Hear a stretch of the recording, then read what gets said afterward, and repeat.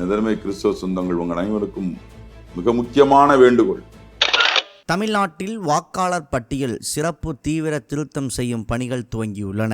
பல்வேறு சர்ச்சைகளை உள்ளாக்கிய எஸ்ஐஆர் குறித்து கிறிஸ்தவர்களின் புரிதலுக்காகவும் இந்த பணிகள் எப்படி நடைபெறுகின்றன, வாக்காளர்கள் என்ன செய்ய வேண்டும் என்று மிக முக்கிய அவசர காணொளியை தமிழ்நாடு திருச்சி சட்டமன்ற உறுப்பினரும் கிறிஸ்தவ நல்லெண்ண இயக்கத்தின் தலைவருமாகிய இனிகோ எஸ் இருதயராஜ் அவர்கள் அவசர காணொளி ஒன்றை வெளியிட்டுள்ளார். இந்த காணொளி வாயிலாக தற்போது நடைபெறும் சூழல் குறித்த புரிந்துணர்வு நமக்கு ஏற்படும். இந்த காணொளியை பாருங்கள், உங்கள் நண்பர்களுக்கும் பகிர்ந்து கொள்ளுங்கள். நன்றி.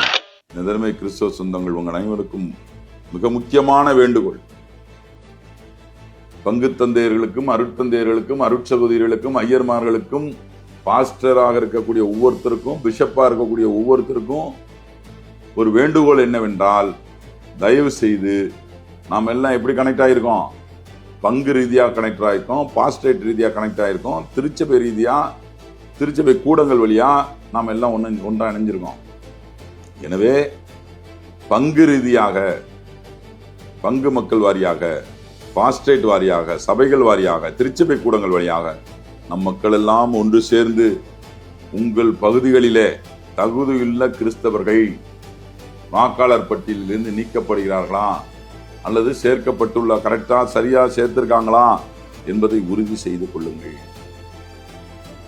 தயவு செய்து வேண்டுகிறேன். மொத்தமா நீக்கிறாங்களா, தயவு செய்து எங்கள்கிட்டையும் சொல்லுங்க, நாங்களும் வாரோம் என்பதை கவனத்தில் கொள்ளணும்.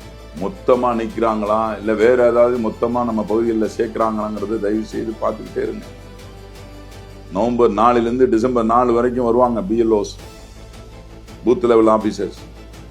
நம்மளுடைய பூத் லெவல் ஆபீசர் யாரு, அவங்களுடைய ஃபோன் நம்பர் என்னங்கிறத தேர்தல் ஆணைய வெப்சைட்ல போய் பார்த்து நம்பர் தேர்ந்தெடுத்து அவங்கள தொடர்பு கொள்ளுங்க. வரலையோ வர்றாங்களோ இல்லை நம்ம பங்கு மக்கள்ல ஒரு ரெப்ரசன்டேட்டிவ் போடுங்க. ஒவ்வொரு பேரிஷ்லையும் ஒரு பாஸ்டேட்லையும் ஒவ்வொரு திருச்சபையிலையும் ரெப்ரசன்டேட்டிவ் போட்டு எல்லாரும் சேர்ந்துட்டாங்களா கொண்டாங்களாங்கிறத பார்க்குற விழிப்புணர்வை நம்ம உருவாக்குங்க. இல்லைன்னா நமக்கு ஓட்டுரிமை இல்லை என்று சொன்னால் நம்மளை அகதியாக்கி விடுவார்கள், அகதிகளாக ஆக்கி விடுவார்கள். ஓட்டுரிமை இருக்கிறப்பே மதிக்கிறது இல்லை, ஓட்டுரிமை வச்சதுக்கு இல்லைன்னு ஆயிடுச்சுன்னு வச்சுக்கோங்க, நம்மளை தரையில் போட்டு மிதிச்சிருவாங்க. எனவே உங்களுக்கெல்லாம் வேண்டுகோள் என்ன, இந்த அருமையான வேண்டுகோளை நான் வைக்கிறேன் என்று சொன்னால், தயவு செய்து வாக்காளர் பட்டியலை இந்த தடவை நீங்கள் பார்க்கணும்.